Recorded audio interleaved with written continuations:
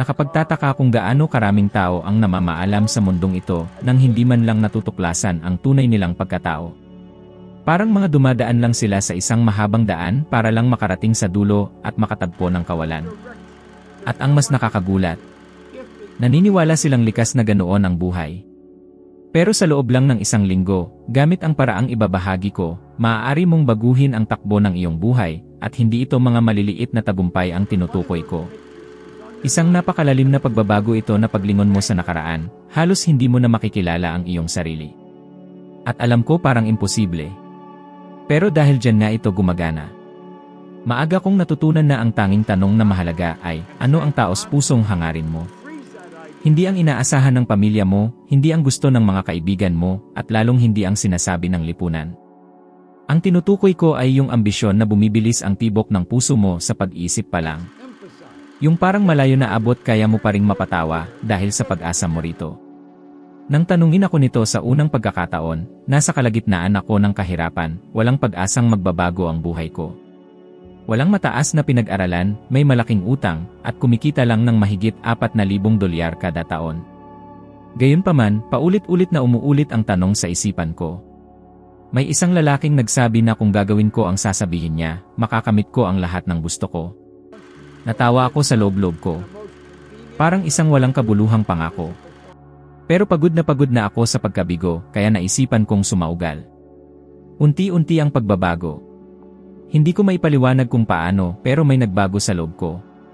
Sinimulan kong isulat ang mga mithiin ko, kahit wala akong ideya kung paano ito magagawa.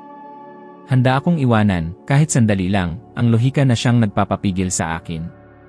At ganoon nga, sa loob ng wala pang isang taon, umakyat ang kita ko mula $4,000 kada taon tungo sa $14,500 kada buwan. Hindi ko maintindihan kung paano nangyari iyon ng napakabilis, pero alam kong hindi ito sadyang kapalaran. Hindi ito swerte. Ito ang kapangyarihan ng isang malinaw na mithiin na sinamahan ng matinding pagnanasa na imposibleng baliwalain. Napagtanto ko na hindi nakararanas ng ganitong pagbabago ang karamihan sa mga tao dahil ang mga mithiin nila ay napakaliit para magdulot ng malaking pagbabago. Ang gusto nila ay makapagbayad ng utang o magkaroon ng kaunting ginhawa. Pero hindi nila naintindihan na hindi ito mithiin, kundi pangangailangan lang. Ang tunay na mithiin ay yung hindi mo alam kung paano makakamit, pero nagsisindi ng apoy sa loob mo sa tuwing naiisip mo ito. At darating ang takot. Nang isulat ko ang aking mithiin, sumigaw ang isipan ko, sino ka para magnais niyan? Wala kang kaalaman, wala kang koneksyon, wala kang kahit ano. At ano ang ginawa ko? Nagpatuloy ako sa pagsusulat, nagpatuloy sa pag-isip, pinayagan kong maramdaman na akin na yon. Natuklasan ko na ang sandali ng pagdedesisyon mo kung ano ang gusto mo ay ang punto kung saan nagbabago ang lahat. Dahil simula noon, kahit hindi mo namamalayan, sinisimulan mong piliin ang iyong mga desisyon ayon sa iyong mithiin. Ang mga oportunidad na hindi mo napapansin dati ay mapapansin mo na ngayon. Ang mga tao, ideya, at sitwasyon na parang malayo ay biglang lalapit sa iyo. Parang sumasagot ang mundo sa iyong pinili. Pero para mangyari yan, kailangan mo munang magdesisyon. Huwag mong hintayin ang tamang panahon, huwag mong hanapin ang pagsang-ayon ng iba, huwag mong hintayin na maging maganda ang mga pangyayari. Ang tanging tanong ay, gusto mo ba? Alam kong parang hindi makatwiran. Kung ganoon kadali, lahat ay may magandang buhay. Pero ang totoo, halos walang nagpapahintulot sa kanilang sarili na magnais. Halos walang nagbibigay sa kanilang sarili ng karapatang mangarap ng isang bagay na higit pa sa inaakala nilang posible. Kaya naman napakaraming tao ang namamatay nang hindi man lang natutuklasan kung sino sana sila. Ako, nagdesisyon akong hindi ganoon ang buhay ko. At ang desisyong iyon, na parang maliit at malaki sa parehong panahon, ang nagdala sa akin sa landas na lubos na nagbago ng aking mga resulta at ng aking buhay. Karamihan sa mga tao ay nagtatakda ng mga mithiin na akma sa kanilang kakayahan. Nakapagtataka na dahil alam na nila ang landas, naiintindihan na nila ang proseso, at kaya nilang hulaan ang resulta, nananatili sila sa kanilang kinaupuan. Ang mithiing akma sa comfort zone mo ay hindi mithiin, paulit-ulit lang iyon ng iyong ginagawa. Kung alam mo na kung paano mo makakamit ang isang bagay, ibig sabihin ay hindi ka lumalabas sa iyong kinaugalian, hindi ka nagpapahamon sa sarili, hindi mo pinasisimulan ang pagbabagong maaaring lubos na magbago ng iyong buhay. Kapag pumili ka ng isang mithiin parang imposible, isang kakaibang bagay ang mangyayari.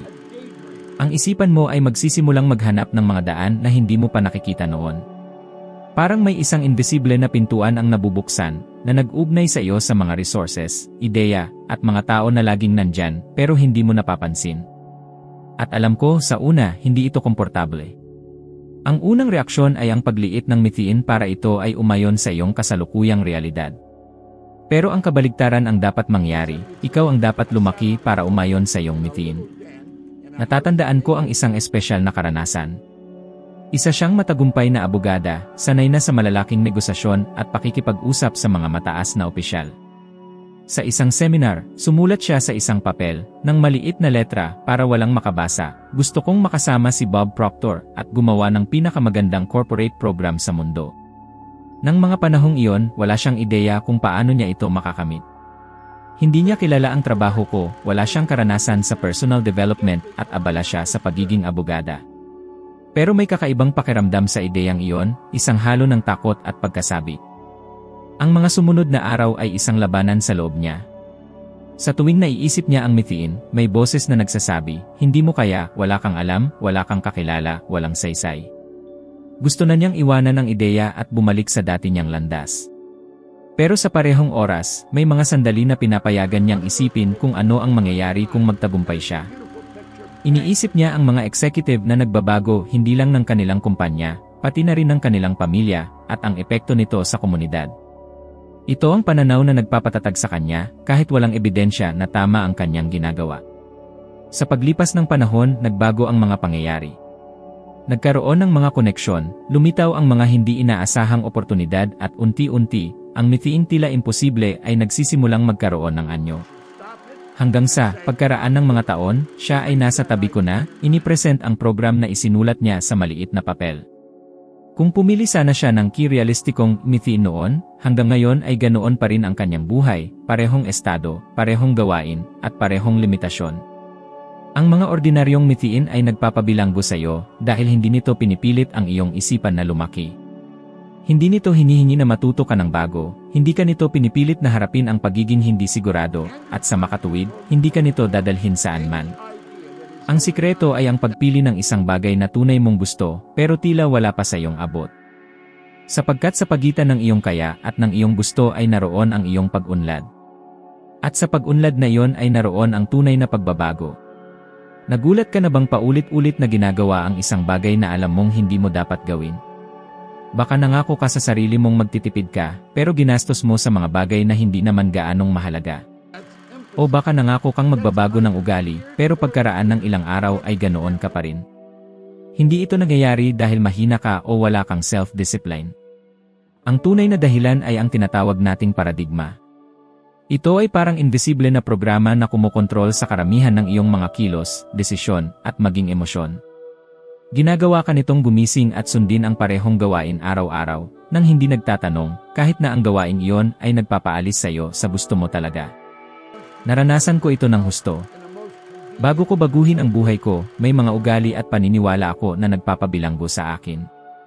Naniniwala ako na kailangan kong magtrabaho ng mas mahaba para kumita ng higit, na ang aking nakaraan ang tumutukoy sa aking kinabukasan, at na ang ilang mga bagay ay hindi para sa akin. Ang mga ideyang ito ay nakaugat na sa akin, kaya hindi ko napapansin na mga paniniwala lang pala ito, hindi katotohanan. At ang nakakagulat ay matalino ang paradigma. Nagkukunwari itong common sense, realidad, at pinapaniwala ka nitong makatwiran ka, pero inuulit mo lang ang isang pattern. Ang unang pagkakataon na napagtanto kong mababago ko ito ay nang simulan kong punuin ang isipan ko ng mga bagong ideya araw-araw. Kinuha ko ang librong Think and Grow Rich at nag-commit akong basahin ito araw-araw. Hindi lang isang beses, kundi pa ulit-ulit sa loob ng maraming taon.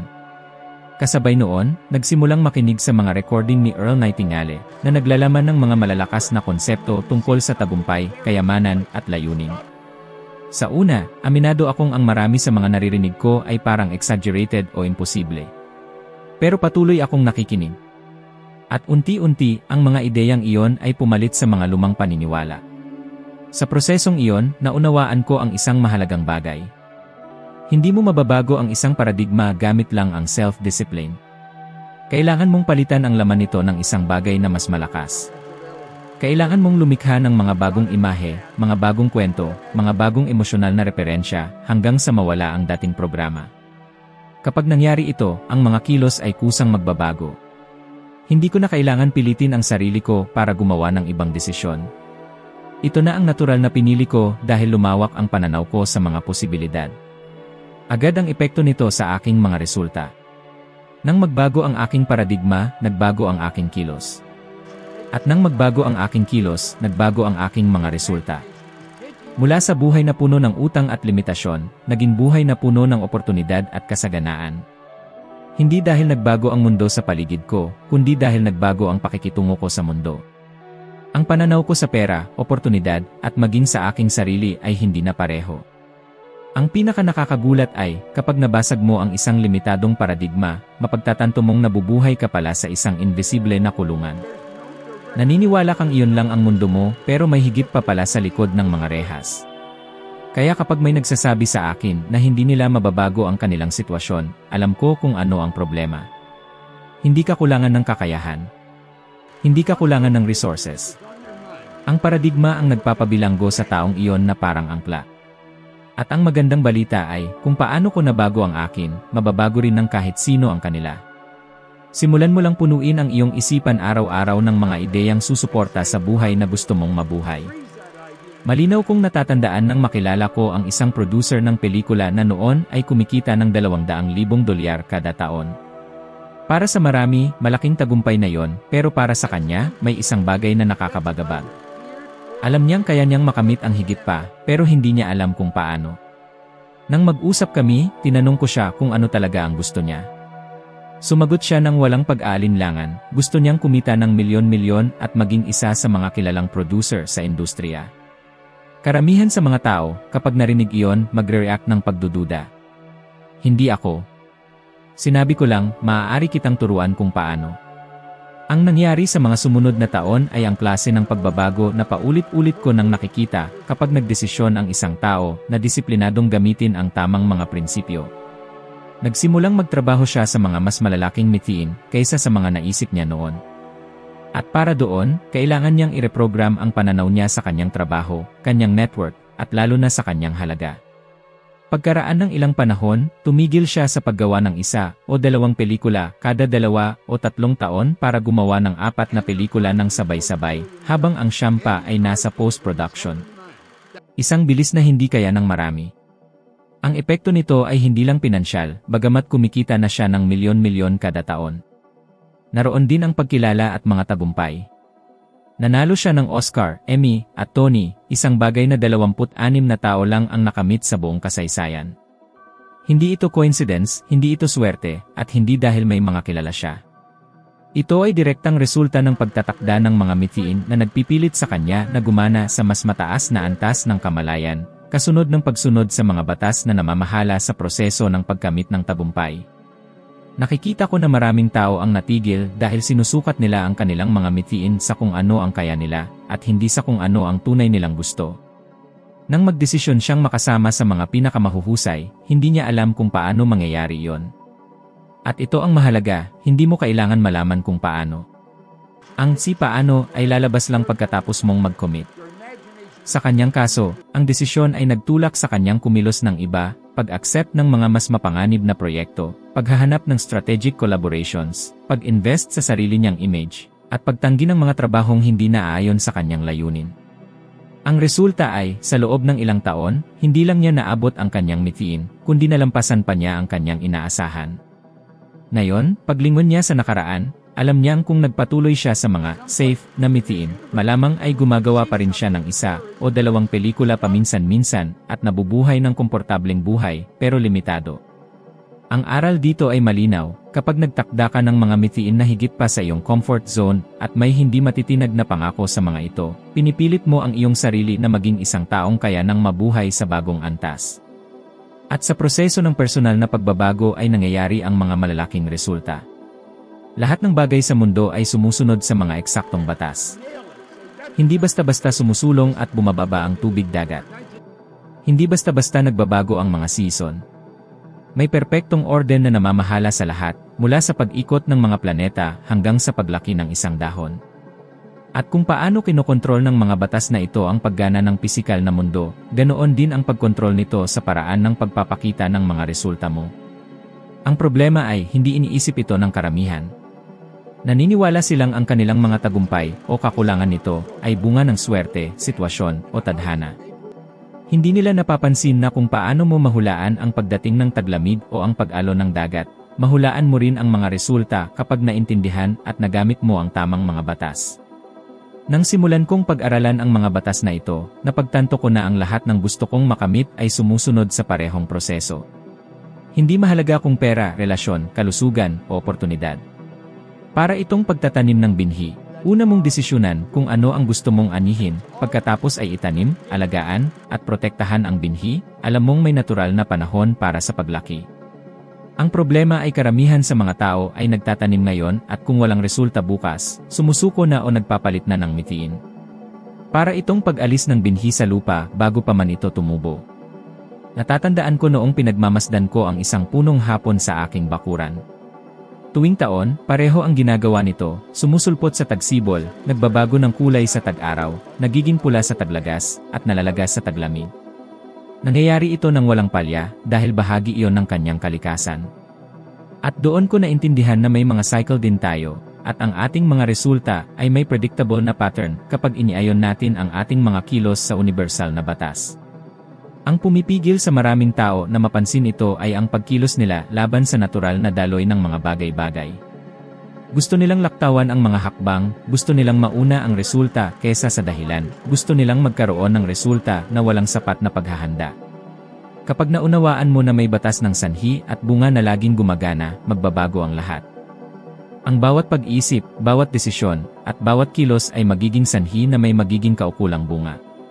Kung inuulit mo ang parehong sanhi araw-araw, ang bunga ay palaging pareho. Ganoon lang kasimple. At ang pag-unawang ito ay pinatitibay ng mga pag-aaral na nagpapakita na ang mga taong may malinaw at nasusulat na mga mithiin ay may hanggang 10 beses na mas mataas na posibilidad na makamit ang tagumpay kumpara sa mga walang tiyak na mithiin. Hindi ito coincidence. Ito ay sinadyang paggamit ng batas na naroroon sa buhay ng lahat. Kaya kapag may nagsasabi sa akin na gusto nilang baguhin ang kanilang buhay, pero hindi handang maintindihan at sundin ang mga batas na ito, alam kong mapapahamak sila sa pagkabigo. Dahil kahit gaano kahirap ang pagsusumikap mo, kung ang iyong mga kilos ay hindi naaayon sa mga prinsipyong ito, ang pagsusumikap ay magbubunga ng kaunti o walang resulta. Para itong pagsagwan laban sa agos. Pero kapag natutunan mong sumabay sa agos, gamit ang lakas ng agos mismo, ang pag-unlad ay mas mabilis at natural. Ang sikreto ay ang pagtigil sa random na pagkilos at ang pagsisimula sa paggana sa perpektong orden na namamahala na sa buong mundo. Kung gusto mong baguhin ang iyong mga resulta, kailangan mong maintindihan na hindi sapat ang pakikinig lang sa mga ideyang ito o ang paniniwalang may sense ang mga ito. Kailangan mong kumilos. At para doon, may simpleng ehersisyo akong iminumungkahi, pero napaka-powerful, na maaaring magsimulang baguhin ang buhay mo sa loob lang ng 7 araw. Kumuha ng isang maliit na card o papel na kasya sa bulsa, at isulat doon ang iyong pinakamahalagang mithiin ngayon. Huwag kang magsusulat ng isang vague na wish, kundi isang specific na bagay, isang bagay na nagpapabilis ng iyong tibok ng puso. Kapag natapos mo na, dalhin mo ang card na ito sa iyo palagi. Sa loob ng susunod na 7 araw, basahin mo ito ng hindi bababa sa 10 beses sa isang araw, mas maganda kung malakas, at higit sa lahat, damhin mo na parang totoo na ito. Ang ehersisyo na ito ay parang napakasimple, at marahil dahil dyan ay minamaliit ito ng maraming tao. Pero dito nagsisimula ang tunay na pagbabago. Kapag paulit-ulit mong binabasa at dinaramdam ang iyong mithiin, sinasanay mo ang iyong isipan na tanggapin ang imaheng iyon bilang posible at natural. Ganoon mo sisimulang likhain ang isang bagong paradigma, isang bagong panloob na pattern na otomatikong magdidirekta sa iyong mga desisyon at kilos. Sa una, maaaring makaramdam ka ng paglaban. Ang isipan mo ay susubukang alalahanin ang lahat ng dahilan kung bakit hindi ito magiging posible. Magtatanong ito ng mga limitasyon, hirap, at patunay mula sa iyong nakaraan para bigyang katwiran kung bakit hindi ka dapat maniwala. Dito papasok ang disiplina. Dito mo kailangang magpatuloy sa pagbabasa, pagdaramdam, at pagpapakain ng bagong imahe, kahit wala pang nakikitang resulta. Natatandaan ko ang unang pagkakataon na ginawa ko ito. Sumulat ako ng isang bagay na, para sa sinumang makakita, ay imposible. Habang binabasa ko ang aking card, bahagi ko ang tumatawa, parang isang laro lang. Pero nagpatuloy ako. Pagkaraan ng ilang araw, napansin ko ang mga kakaibang pagkakatulad, mga unexpected na tawag, imbitasyon, impormasyon na lumalabas sa tamang oras. Mga bagay na hindi pa nangyari sa buhay ko. Para bang inayos ko ang isang radyo at nakakakuha na ako ng mga signal na laging nandyan pero hindi ko pa naririnig noon. Ang totoo, kapag mayroon kang malinaw at palaging imahe sa iyong isipan, nagsisimula kang kumilos ayon dito, madalas na hindi mo namamalayan. Nagsisimula kang tanggapin ang mga oportunidad na dati mong tinatanggihan, nagsisimula kang tanggihan ang mga bagay na hindi naaayon sa iyong mithiin, at bigla na lang, ang mga tao sa paligid mo ay magkakaiba na ang tingin sa iyo. Hindi dahil nagbago ang mundo, kundi dahil nagbago ka. Sa loob lang ng 7 araw, hindi mo makakamit ang lahat, pero magtatanim ka ng binhi na, kung aalagaan, ay maaaring lubos na baguhin ang iyong buhay. Sa ngayon, nauunawaan mo na hindi ang card o ang mga salitang nakasulat dito ang mahalaga. Ang puso nito ay ang pagbabagong nagaganap sa iyo, habang patuloy mong inaabot ang iyong pangarap araw-araw, hanggang sa ito'y maging higit pa sa isang mithiin at maging bahagi na ng pagkatao mo. Ang pangunahing mensahe na gusto kong maunawaan mo ay ito, lahat ay nagsisimula sa sandaling tukuyin mo ang iyong tunay na hangarin, nang hindi pinipigilan ang iyong imahinasyon o iniisip kung paano ito magagawa. Ang desisyong ito ang magbabago ng iyong enerhiya, pananaw, at ikokonekta ka sa mga resources, tao, at oportunidad na dati hindi mo nakikita. Ito ang pagbabagong gagawing laro ang buhay mo kung saan ikaw ang magtatakda ng patakaran, ikaw ang may hawak ng iyong kapalaran. At ngayon, kung gusto mong mapanatili ang momentum na ito, huwag mong ititigil ang iyong paglalakbay. Ang video na lalabas sa iyong screen ay ang susunod na hakbang para palalimin pa ang iyong kaalaman, upang malampasan ang mga hadlang sa iyong sarili, at makarating sa mas mataas na antas ng karunungan at pag-unawa.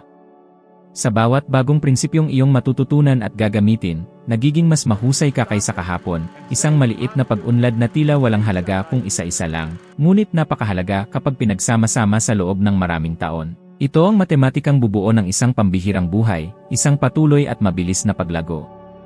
Ito ang unti-unting pag-unlad, hakbang-hakbang, na humahantong sa mga makabuluhang tagumpay at pagbabago. Bawat tagumpay, gaano man kaliit, ay isang baitang sa hagdan patungo sa iyong tagumpay at sa pagkamit ng iyong mga pangarap. Hindi ito karera, kundi isang marathon ng pagtitiis, katatagan, at dedikasyon. Kailangan ito ng pagiging pare-pareho, focus, at higit sa lahat, ang matatag na paniniwala sa iyong kakayahan. Isang paniniwalang kayang lampasan ang mga hadlang at itulak ka para higit pa sa iyong inaakala. Ito ang pananampalataya sa iyong sarili, sa kakayahang lumago at magtagumpay, na magdadala sa iyo upang mabuhay ng lubos at makamit ang pambihira. Salamat sa oras na inilaan mo sa iyong sarili, isang mahalagang pamumuhunan para sa iyong personal na pag-unlad. Nasa susunod na video na ako, handa nang magpatuloy sa paglalakbay na ito kasama mo at hinihintay kita roon, handa nang tuklasin natin ang susunod na mga hamon at pagkakatuklas. Sa bawat video, sa bawat bagong aralin, mas papalapit ka na sa iyong mithiin, sa personal na tagumpay at sa pagkamit ng pambihirang buhay na iyong ninanais. Ito ang pangako ng patuloy na paglalakbay, at sama-sama nating makakamit ito, bubuo tayo ng pambihirang realidad na ito, hakbang-hakbang, araw-araw. Simula pa lamang ito, ang kinabukasan ay naghihintay sa iyo, puno ng walang katapusang posibilidad. Huwag mong palalampasin ang paglalakbay na ito ng paglago at pagbabago. Bawat hakbang, bawat aral, ay maglalapit sa iyo sa isang masaganang at makabuluhang buhay. Ang paglalakbay ang mahalaga, at ang iyong pagsisikap ay gagantimpalaan ng higit pa sa iyong inaasahan. Hindi lamang ito ang pagkamit ng isang resulta, kundi ang pagiging pinakamahusay na bersyon ng iyong sarili sa proseso.